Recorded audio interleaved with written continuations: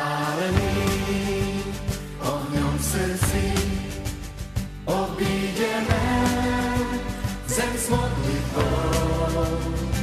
Nádej stúpa, deň zobúdza, spevom piesní zem plní. Od dávnych čias plameň horí, okolo nás svetlom jasným, v srdciach túžbou naplnené, prebudenie čakajú. All right, our conference is over. We're sitting here with Martin Duran over a hot cup of chocolate. And Martin, tell me, what was your impression? How was the experience of this conference?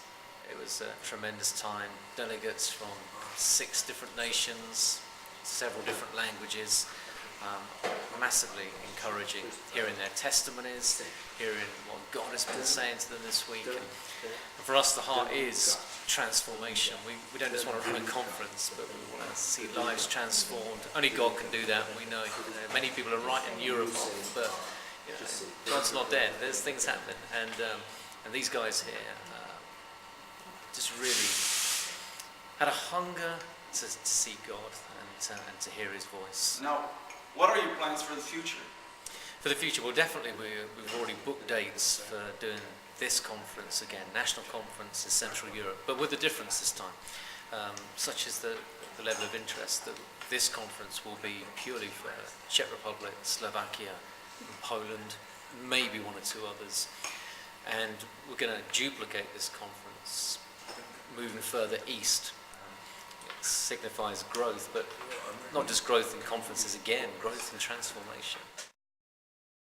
I have to say, having just been on another ILI conference here in Czech, that I am again excited about the potential of this as a resource that I can believe will make a tremendous difference to leaders. And I believe as leaders take a hold of these principles and then put them into practice, they can see real transformation. I'm sure whenever I think back to this Czech conference, it'll be that sort of 5 or 10 minutes will make such a difference of that young woman who, whilst she was at the conference, somehow this vision of caring for orphan children encapsulated her heart. And actually when I came here, I was amazed to receive a completely different vision that I never thought about. And then we were supposed to take a walk and talk to the Lord to see what vision he prepared for us, what is He getting us ready for.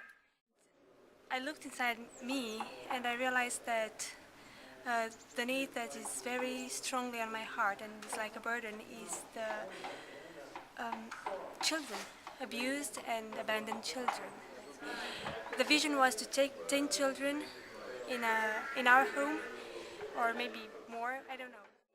And while I was having these doubts, out of nowhere, there were some children running that way and laughing and having fun.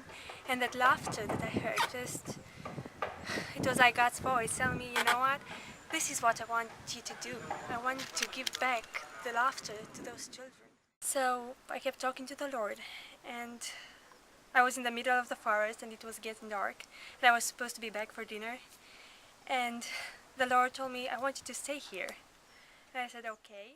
And now it was getting really dark and it was kind of scary. I mean, leaves were falling and sounds, I could hear all kind of sounds and the shadows of the night.